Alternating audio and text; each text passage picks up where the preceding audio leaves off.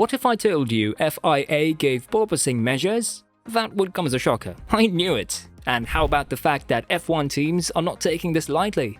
They're furious would be an understatement. But listen, before we dive in and watch the never-before F1 team unnerved, I hope you guys could subscribe so you could never miss out on something major coming next. Now, let's get started. Don't you guys think this season has been a bumpy ride for many of the major F1 teams? What could be the reason behind this? Surely not mere competitions, right? That is something we can already look up to in every match. Have you watched Christian Horner and the Red Bull recently? If you haven't, then I must say they have been the quickest team in the race, with them winning the last 4 races. This was clearly not easy for them since they didn't have a driver in the pole position in the last 4 races. Red Bull have mastered the new ground effects and floor changes this season and have had little to no porpoising, making them one of the quickest cars on the street and in fast-flowing corners. If you're wondering why we're talking about him, then let me give you a quick brief. You surely can understand Horner's frustration in Mercedes when they actually persuaded the FIA to make all these changes to benefit them. If this wasn't worse enough, wait until you hear more about this. Even though the Silver Arrows are 118 points behind Constructors' Championship leaders, Red Bull, Horner knows that if they fix their issues, they could then become a team to fight for the title come to the end of the season. So, are these comments from Horner targeted at the FIA that may be hoping to stop them from implementing rules that will benefit Mercedes and hurt Red Bull in the long run? What is your take on Horner's comments? Were they fair enough? That's for time to decide.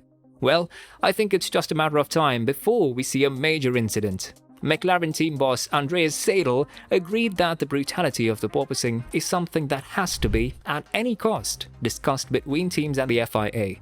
And it looks like they certainly did with all the backlash the FIA is receiving. Oh wait, here is the big catch that we cannot miss out on.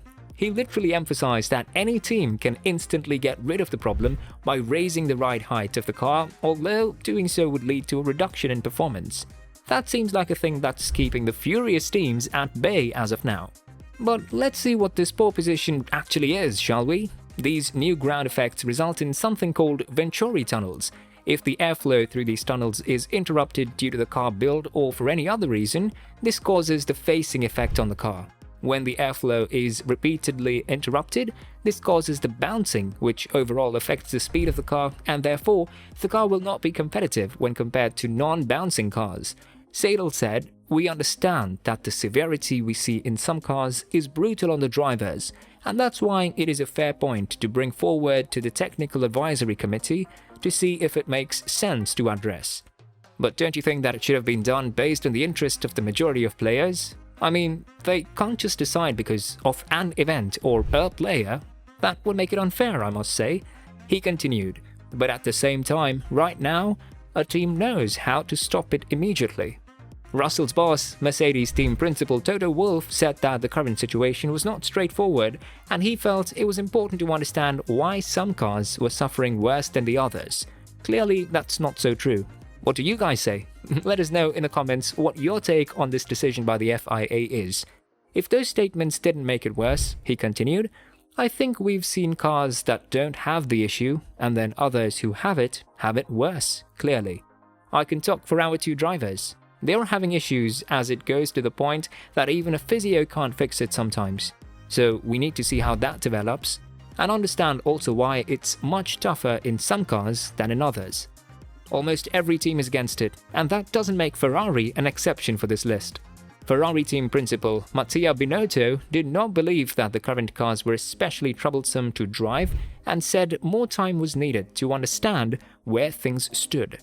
If we judge Formula 1, I don't think that they are the least comfortable cars to drive in terms of Formula Motorsport, he said.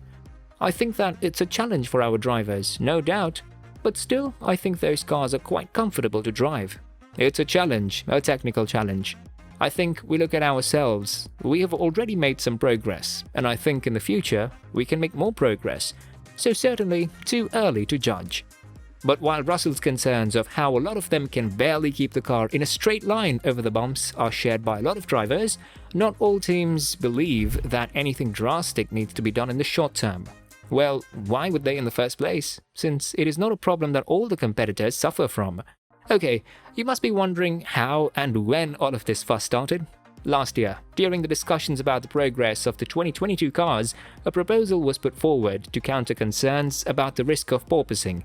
I must say, it has become clear how low teams are going to have to run the 2022 generation of cars.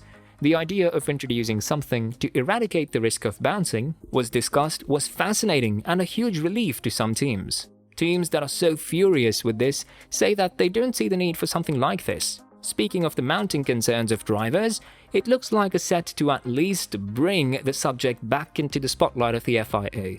And who would have thought that Mercedes would do this? It had become slower than most of the top teams. You would not believe how there is so much of a growing annoyance about the physical impact of an ongoing bouncing, which is now the talk of the town. So speaking about this, Mercedes, you can't ignore the news about how Mercedes has had a major issue with porpoising ever since pre-season testing in Bahrain. The bouncing was bad enough, and lately, Lewis Hamilton suffered from this. He said he was struggling with a severe pain in his back. Oh, don't worry, this was captured on camera, and we can spot him getting out of the car with the utmost difficulty and a great deal of pain. This was all because of the extremes of bouncing he experienced on the streets. So the FIA was quick to react and bring safety measures. It is true that various teams suggested the FIA take action and implement something, but as you can see, that clearly didn't turn out well. Horner further slammed Mercedes when referring to what they should be doing to fix the porpoising, telling them to bitch as much as they could over the radio and make as big an issue of it as they possibly could. It's part of the game. This could refer to Hamilton's message over the radio AW, "My back is killing me."